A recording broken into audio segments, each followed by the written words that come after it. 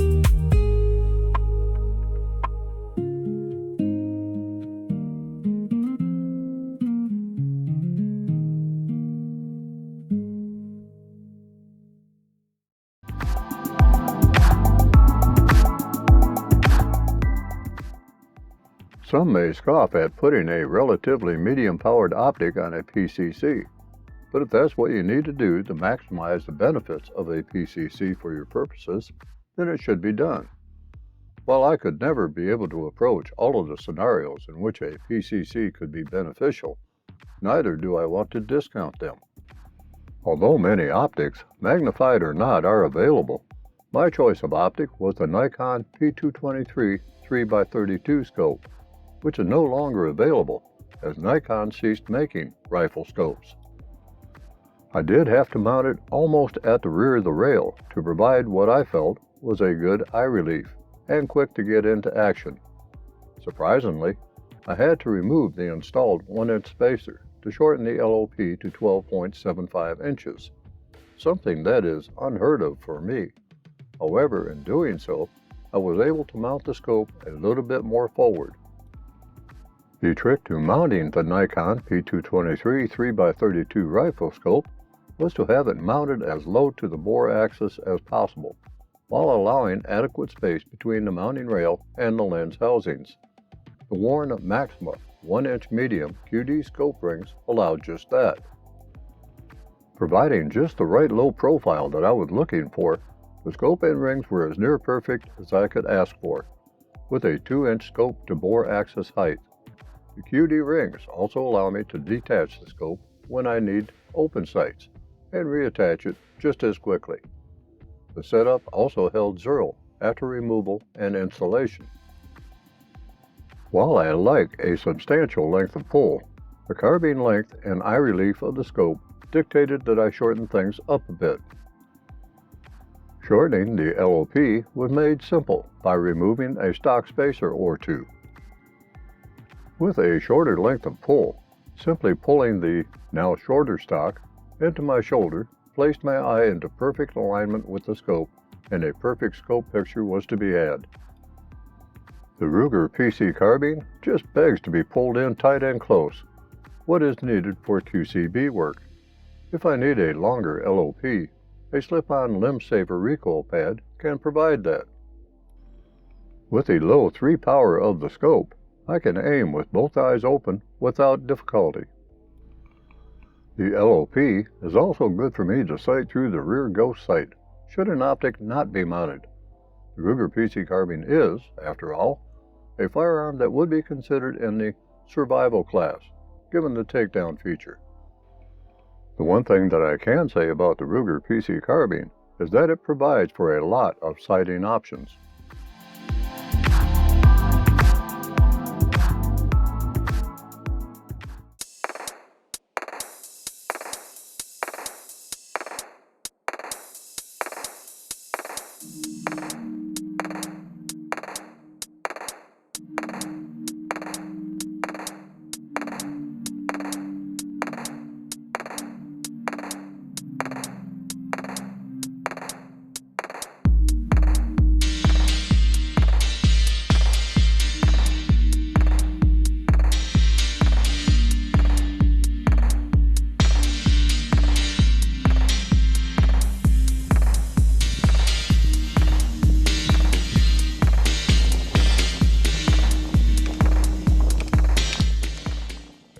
In my last range excursion with the Ruger PC Carbine, I shot with open sights and added a Sig Sauer Romeo MSR 1x20 green dot unit to see if I could shoot the PCC more accurately than with the provided open sights.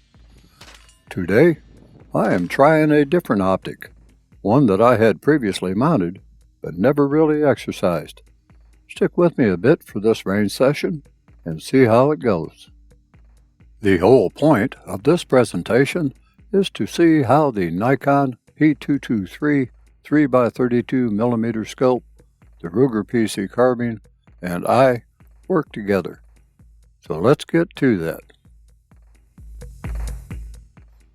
I am using a mix of magazines, two 10-round Glock G26, one 15-round Meggar metal Glock G19, and one 17-round G17. The G26 and G19 magazines are loaded with PMC 124 grain FMJ, while the G17 magazine has some Cellier and Velo 115 grain FMJ rounds. You may have noticed that I am also using a CV Life adjustable sling mount bipod, just to reduce some of my human errors as much as possible. Now for a spoiler alert.